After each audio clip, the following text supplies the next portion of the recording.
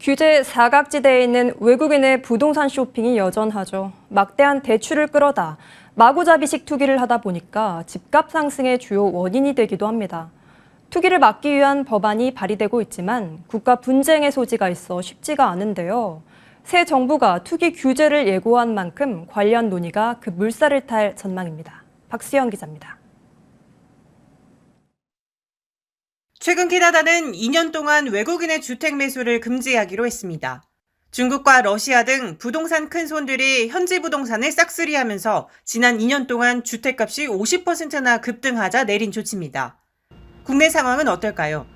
내국인에게 적용되는 대출이나 세금 규제에서 자유롭고 다주택자 규제 법망에서 빠져나오기 쉬운 구조상 외국인 부동산 쇼핑은 꾸준히 증가해왔습니다.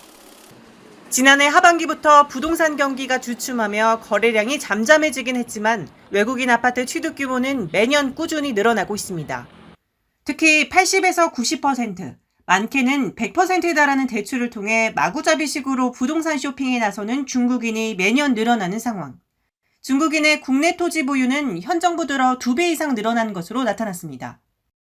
외국인의 직접 투자 중에 직접적인 생산 용도나 거주 목적이 아니면 제한을 하자 이런 목소리는 있었는데 그동안에 사실 묻혔어요.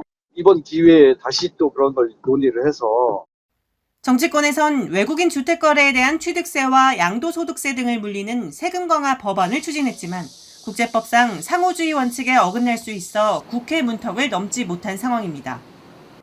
이런 가운데 윤당선인은 외국인 투기성 주택거래 관련 규제를 강화하겠다고 예고한 바 있습니다.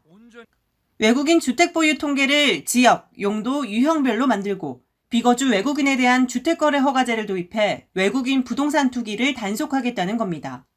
자금 출처도 내국인 수준으로 끌어올리겠다고 공언했습니다. 정부는 현재 외국인 부동산 거래 보유 현황을 파악할 수 있는 통계 생산을 추진 중입니다.